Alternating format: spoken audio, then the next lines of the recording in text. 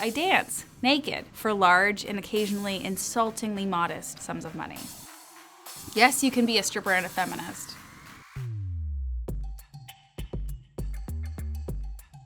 People tell me all the time that I can't be a feminist, and it's just like, well, that's too bad for you because I am. The misconception is that we're not people and that we're sad all the time, and I think that that's a really simplistic, reductive way of shaming women for using their bodies to make a living. We're not shaming athletes for using their bodies to make a living. We're not shaming like hard laborers for using their bodies to make a living. And stripping is hard labor, so that's what we're doing. When the Me Too hashtag came out, I felt completely excluded from this narrative. When I want to talk about sexual harassment and sexual assault, the time I was raped, that happened before I became a stripper.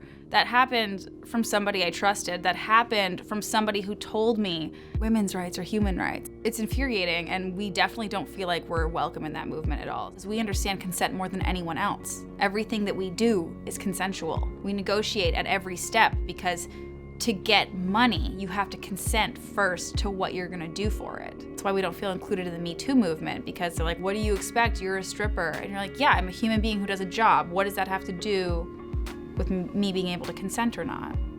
My mission is to humanize sex work. I've been stripping for, 5 years before I started comedy.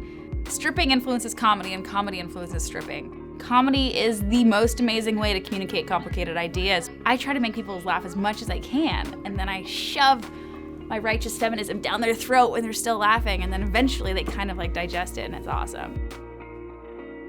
My mom said this really great thing the other day. She was like, you know what, sweetie, I don't really think you're smashing the patriarchy.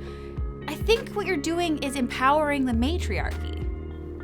And I really liked that. I thought it was really sweet because I'm more concerned with empowering women than I am disempowering men.